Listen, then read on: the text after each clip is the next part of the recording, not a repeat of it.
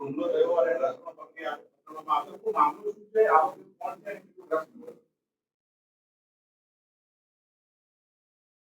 તારીખ 17 એપ્રિલના રોજ અમદાવાદ ક્રાઇમ બ્રાન્ચ દ્વારા જે પ્રકારે ઘણા સમયથી સતત યુવાધનને બરબાદ કરતા જે નશાલાયક પદાર્થો છે એને પકડવા અને એ પ્રવૃત્તિમાં સંડોવાયેલ જે વ્યક્તિઓ છે, જે ગુનેગારો છે, એમને પકડવા માટેની કામગીરી સતત ચાલી રહેલી છે.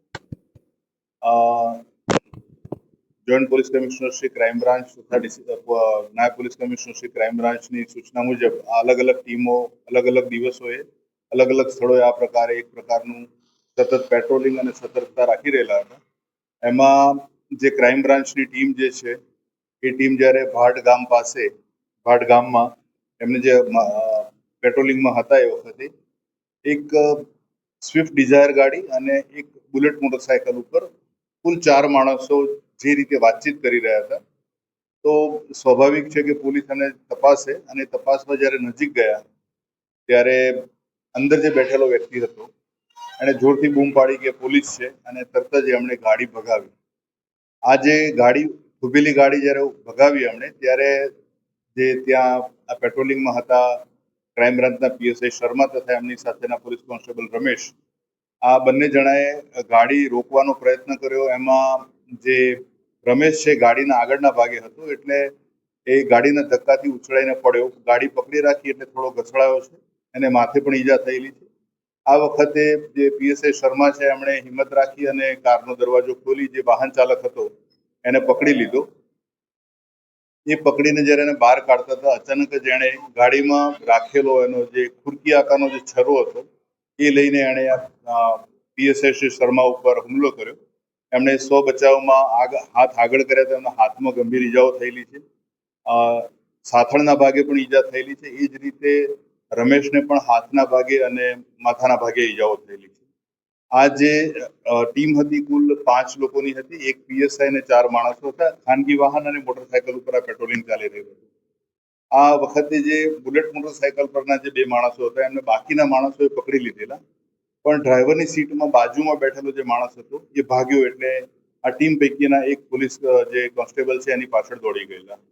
આ ઝપાઝપીને જે પ્રકારનો જીમલેણ હુમલો હતો પણ પોલીસ ટીમે ખૂબ જ હિંમત રાખી અને સમય સૂચકતા વાપરી અને આ બંને જણને કબજે કરે જરૂરી બળ વાપરી એમના હાથમાંથી આ ઘાતક હથિયાર પણ છોડાવ્યું અને એને પકડ્યા પછીની જે પૂછપરછ થઈ એમાં જે આ વાહન ચાલક હતો અને જેણે હુમલો કર્યો પોલીસ ટીમ પર એનું નામ છે કાળુભાઈ રાજુભાઈ ડફેર, જે મૂળ રાજપુર, તાલુકો કડી, જિલ્લો મહેસાણાનો છે. અને બાકીના જે 2 પકડાયેલા છે એમાં એક નીરવ અરુણભાઈ ચૌધરી જે માંડવી સુરતનો છે અને નિકુલજી અબુજી ઠાકોર જે સરગાસણ ગાંધીનગર ખાતે કાચા છાપરામાં રહે છે. પ્રાથમિક પૂછપરછમાં જે પ્રકારની માહિતી મળી એમાં જે ભાગી ગયેલો વ્યક્તિ છે એનું જે નામ મળ્યું છે એ કલ્પેશ ઉર્ફે કમો પરમાર. એ છત્રાલથી એટલે કડી પાસે જ રહે છે એટલે આ કાળુ ડફેરના સંપર્ક વાળો માણસ હતો અને આ કલ્પેશ જે છે, કલ્પેશ ઉર્ફે કમો, એ આ જે એમડી ડ્રગ્સનો જથ્થો જે છે એ જ લાવ્યો હતો અને ડફેરને સાથે રાખીને 2 જણ સાથેનું ડીલિંગ કરવાનું. આ જે કુલ જથ્થો એમની પાસેથી મળી આવ્યો છે એમના પર્સનલ પોઝેશનમાંથી એ કુલ 197.48 ગ્રામ છે, જેની કિંમત 5,92,000 થાય છે અને બાકીનો જે મુદ્દામાલ છે કુલ મળીને 8,90,640 નો મુદ્દામાલ કબજે કરવામાં આવેલો છે. આ તમામ જે પકડાયેલા આરોપી જે છે એ પૈકીના 3 આરોપી એટલે જે ભાગી ગયો છે એમના વિરુદ્ધ એટલે કુલ 4 આરોપી વિરુદ્ધ એનડીપીએસ એક્ટ હેઠળની વિધિ જોગવાઈઓ મુજબનો ગુનો નોંધવામાં આવેલો છે, જેની તપાસ હાલ ચાલી રહેલી છે. આ તમામ આરોપીઓને કોર્ટમાં રજૂ કરતા નામદાર કોર્ટે 4 દિવસના રિમાન્ડ પોલીસ કસ્ટડી રિમાન્ડ પણ આપેલા છે અને જે પોલીસ ટીમ પર હુમલો કર્યો અને જેણે ગંભીર ઈજા પહોંચાડી છે એ કાળુભાઈ ડફેર વિરુદ્ધ ભારતીય ન્યાય સંહિતાની કલમ 109(1) અને 121(2) 221 મુજબનો અલગથી એક ગુનો દાખલ કરવામાં આવેલો છે. આ બંને ગુનાની સઘન તપાસ હાથ ધરવામાં આવેલી છે અને આગળ આ જથ્થો ક્યાંથી લાવવામાં આવેલો છે, અહીંયા જે પ્રકારે જે ડીલ કરવા આવ્યા છે એમાં એક જે માંડવી સુરતનો વ્યક્તિ છે અને બીજો સરગાસણ ગાંધીનગરનો છે. તો આગળની જે પણ તપાસ અત્યારે હાથ ધરવામાં આવી રહેલી છે એ પ્રકારે આના મૂળ સુધી પહોંચવામાં આવશે. કાળુ ડફેરનો જે છે એનો કોઈ ગુનાહિત ભૂતકાળ નથી. એના વિરુદ્ધ એક અગાઉ મોટર વ્હીકલ એક્ટમાં એનું વ્હીકલ ડિટેન થયેલું હતું. એ માત્ર ગુનો છે. એની ઉંમર આમ 24 વર્ષ છે, લખાવે છે 32 વર્ષ. કાળુ ડફેર જે કાળુ ડફેર જે છે એની જે પ્રકારની માનસિક હિંસકતા જોતા એવું લાગે છે કે એ એના વિરુદ્ધ ગુના નોંધાયેલા નથી, પણ કદાચ કોઈ ગુનાહિત પ્રવૃત્તિમાં સંકળાયેલો હોય. અને નીરવ ચૌધરી અને નિકુલ અભોજી ઠાકોરના પણ જે ગુનાહિત ભૂતકાળ જે છે, એકચ્યુઅલી પ્રાથમિક પૂછપરછમાં એમને આ જે બહુ જ ગંભીર અને પતનના માર્ગે દોરનારો જે રસ્તો છે ડ્રગ્સનો, એમાં એમને કમિશનની લાલચથી એમણે આ પ્રવૃત્તિમાં સંડોવાયેલા હોવાનું એમણે જણાવ્યું.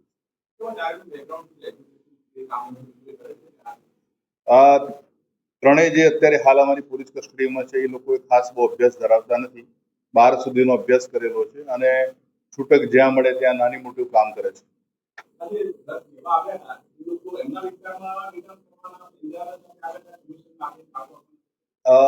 જે ભાગી ગયો છે કલ્પેશ ઉર્ફે કમોઈ અને જે કાળુ ડફેર છે એ લોકો ડ્રગ્સ લઈને આવ્યા હતા અને ખરીદવામાં આ નીરવ ચૌધરી અને નિકુલ જે ઠાકોર હતા એમની જે પ્રાથમિક પૂછપરછ થઈ છે, આ બંને લોકો ડ્રગ્સ લઈને આગળ આ જ જથ્થો સેમ, કે એમની પાસે એવું નેટવર્ક નથી કે જે છૂટક વેચી શકે.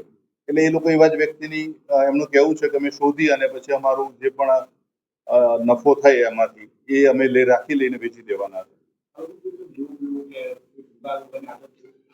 આ ત્રણેય વ્યક્તિઓ આર્થિક સ્તરે જોવા જઈએ તો સામાન્ય પ્રકારનું આર્થિક એમનું જીવન ધોરણ છે, પણ કોઈ નાણાકીય મુસીબતમાં હોય ને આ કામ કરવા આવેલા હોય એવું પૂછપરછમાં જણાયેલ નથી.